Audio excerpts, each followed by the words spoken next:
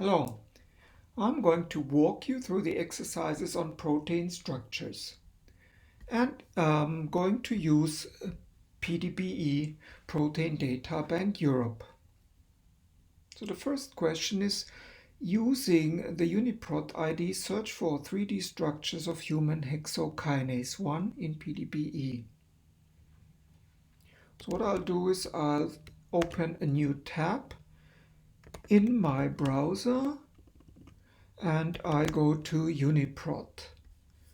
And if I type now the search as it was requested, it was human hexokinase 1, I will get as a first hit to the hexokinase 1 in human, and its Uniprot ID I can copy from here, and it's P19367. So if we want to have PDBe, we find at EMBL-EBI we find PDBe home. Clicking on it, I can directly copy and paste this Uniprot ID into the search field, and clicking search will find our answers. So what I will do before we go at the answers, I will just paste this Uniprot ID as the result to the first question and go and see what is the next question 2. How many structures do you find, and what entry is the first structure released among them? And it asks to give the PDBe ID. So let's see. What is easy is to see how many structures there are, because it says directly at the top level there are 11 structures that come up as a result to this search. And in order to find out what is the oldest one, we can go to the sorting menu and we sort by release date ascending. So to have the oldest structure first. And this will bring us to an entry which is called 1HKB. So that's the PDBe ID of one of that entry. And we can see that it's been released on 3rd of June 1998. So our results here, we can summarize our findings. We find 11 structures. The PDBe ID that we got was 1HKB, and the release date of that one was 3rd of June 1998.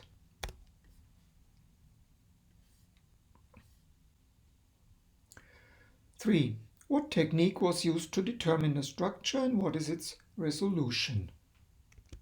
So going back to our window, just click on it, and both in the summary and in the entry itself we can see it's X-ray diffraction, and the resolution is 2.8 angstrom. We can have the answer here. It's X-ray diffraction is the technique, and it was 2.8 angstrom as a resolution, which is fairly good. Does the structure contain ligands, and if yes, of which type, and how many of each type? So to answer questions about ligands, we go to 1HKB, and we see under ligands and environments what information we get there. So we can see there's 1, 2, 3 types of ligands, 4, 4, 4 of each. So I think that's an easy thing. We have, before we go to the name, 3 types, and we have 4 of each. Right, so we can keep that open and now go back and find the names of each. That might not be so clear right from the outset if there's abbreviation. So we can see the first is called beta-D-glucose. So put that in. No, that didn't work. Copy. Put that in, beta-D-glucose. Let's see what the second was. Second was alpha D-glucose 6-phosphate. So I copy that in. And the final one, that's fairly easy. If I just go back one, it's calcium ions. So I can put that in as calcium 2+, 4 of each. So we have answered all of the sub-questions in here.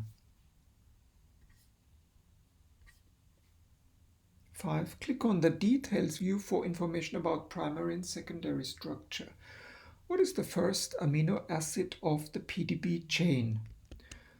And now that it doesn't render, I'm going to a new web browser, copy and paste the PDBe ID, click on the entry, which is 1HKB, and then scroll down to find the structure analysis. Clicking on details of the structural analysis, I will be able at the bottom to see the whole table.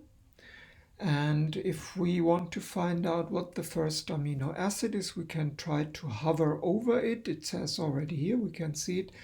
Sometimes it's preferred to actually use the expanded view, and we can see that the first amino acid is abbreviated M. So we can bring that into our template and say first amino acid, first AA is M, and M is methionine if you look up that one-letter code. Next question is, at which amino acid does the first annotated thumb domain start? So that's for protein family annotations. And we'll have a look. We want to know the position and the name of the amino acid. So in my browser, I'll find the thumb domain, which is here, second line. And the first amino acid of that domain is a residue 21, and it's a K.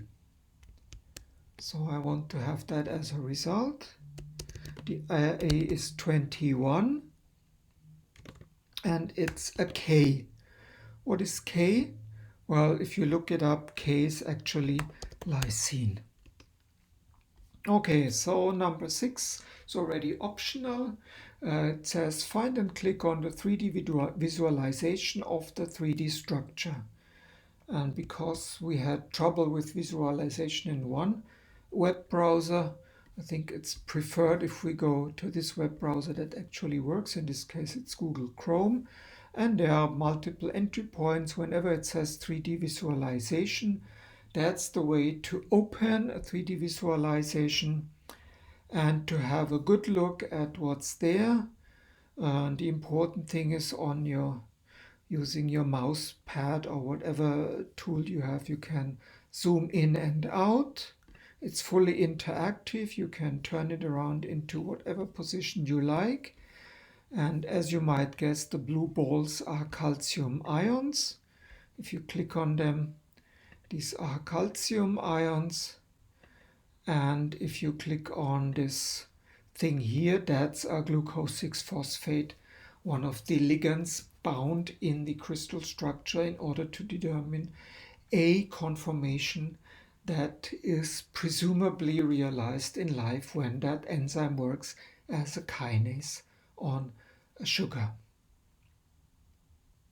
Right, and for the final part, we have a look at this optional question here. Find the FASTA sequence of HK1 and copy approximately the first half of it. Paste that into Swiss model server and try to compute a model using the tools provided. So let's do that.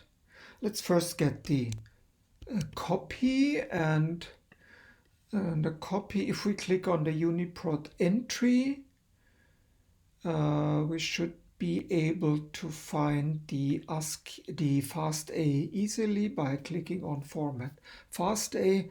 And if we say the first half, according to our idea, is this one here, we just use the amino acid sequences, copy that, and bring that into Swiss model. Swiss model home page. Let's wait until it opens. We click Start Modeling. And once it's there, you can see there's a window where you can put in your sequence or its corresponding Uniprot ID. But because we have taken only part of the sequence, I copy that sequence directly into it.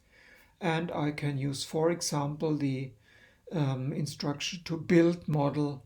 And clicking on it will get us to a status update page while the model is running. Right, now that the result is there, we can have a look. So what happened here, there's a couple of model results, but one that was built from approximately, what is it? Here it says 47 templates that were found and one model was actually built. So you can have a look. I don't go into the details of this, but there's a 3D model that has been built, and you can see by default it also includes sugars, potential ligands. It contains two of them, glucose and two more glucose, and it contains potassium ions.